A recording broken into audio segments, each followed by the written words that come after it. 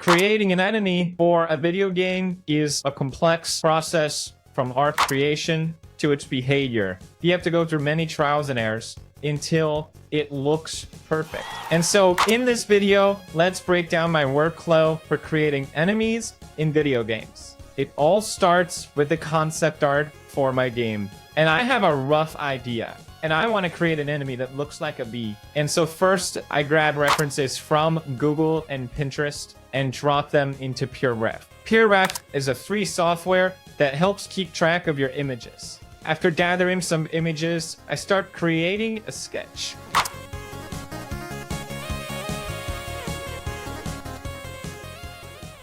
Remember, you shouldn't spend too much time on the sketch. It should be rough, so that you get the basic idea of what you're going to make. Once the sketch is done, it's time to polish the art. This is an important step. You see, before knowing about the vector approach, I use the raster method for creating the base color layer. Now I'm using the vector approach. Now, you may be wondering what's the difference between raster and vector? Let me explain it to you briefly. And basically, raster images are constructed through pixels, while vector images are constructed through lines, curves, and fills. There's more to it, but for now, just remember this. And you might also be wondering why I chose to use the vector approach. Well, there are many benefits to it. It's a faster approach. Once you created a shape using the vector approach, you can easily change its fill color and form when needed. In contrast with the raster-based approach, once you make a mistake, it's difficult to go back and fix it.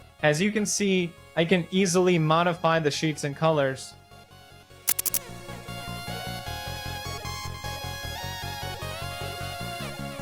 I'd recommend separating moving parts into different layers, just as I've done with the head, body, and wings. This makes the animation process much smoother, as you'll see later on. Once you're satisfied with your base layer, it's time to add some shadows and texture to the painting, which will really make your enemies stand out. In Krita, or if you're using Photoshop, create a group layer and add a paint layer on top of the vector layer. We'll start adding some shadows.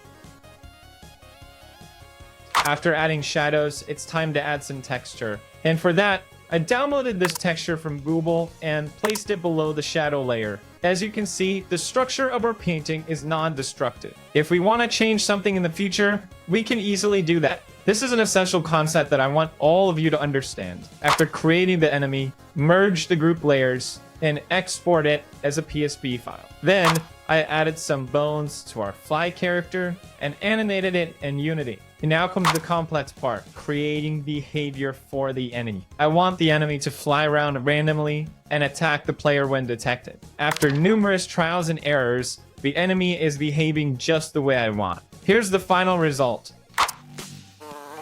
Ouch!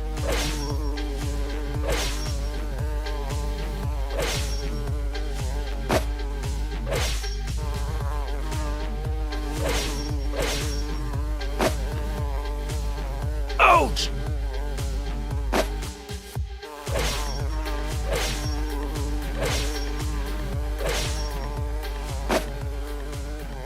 Ouch!